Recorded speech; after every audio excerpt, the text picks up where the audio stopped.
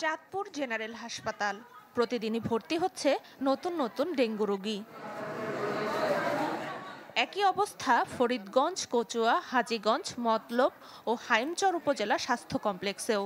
স্থানীয়ভাবে ডেঙ্গু আক্রান্তের পাশাপাশি ঢাকাসহ বিভিন্ন স্থানে আক্রান্তরাও চিকিৎসা নিচ্ছেন নিজ এলাকায় এসে। ডেঙ্গু আক্রান্ত বাড়ছিলাম এক সপ্তাহ পরে হসপিটালে এসে 5 দিন ধরে ভর্তি হচ্ছি। ইলেকট্রা এয়ার কন্ডিশনার কম বিদ্যুৎ খরচে দেবে অধিক শীতলতা আর সেভিংসও হয়ে যাবে। তাই জ্বর ছিল, মাথা ব্যথা ছিল, ডাক্তারের কাছে নিয়ে আসছি। আসার পরে পরীক্ষা নিরীক্ষা দিছে, দিয়ে আর ভর্তি দিয়েছি। যাতে ডেঙ্গু রোগ যাতে না ছড়ায়, জন্য সবাই যার যার বাড়ির আশেপাশে যে আঙিনা যেখানে পানি জমা থাকতে পারে এরকম জায়গাগুলো পরিষ্কার পরিচ্ছন্ন রাখবে, যাতে মশা বংশ বিস্তার করতে না পারে।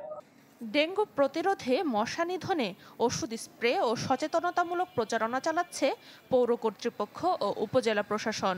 যদিও দীর্ঘমেয়াদী পরিকল্পনা দরকার বলছে সচেতন মহল। পৌরসভাতে আমরা মশক নিধন কার্যক্রম শুরু করেছি। আমরা এই লার্ভিসাইড আমরা নিক্ষেপ করছি, বিতরণ করছি, এবং এইটা আমরা মনে করছি যে এটা বেশি ইফেক্টিভ। আর পাশাপাশি আমরা যে ফগার মেশিন দিয়ে আমরা মশা নিধনের জন্য আমরা কার্যক্রম হাতে নিয়েছি। সরকারিভাবে আসলে ব্যাপক সচেতনতামূলক প্রচারণা প্রয়োজন, এবং একই সাথে আসলে জনগণের অনেক সচেতন হতে হবে, এবং এইটা প্রতিকারের চেয়ে প্রতিরোধের বিষয়ে আমাদেরকে আরো বেশি গুরুত্ব দেওয়া উচিত। স্বাস্থ্য বিভাগ বলছে চলতি মৌসুমে চাঁদপুরে ডেঙ্গু আক্রান্তের সংখ্যা শতাধিক। তবে ডেঙ্গু আক্রান্ত হয়ে এখনো কারো মৃত্যু হয়নি। Desk report, channel 24।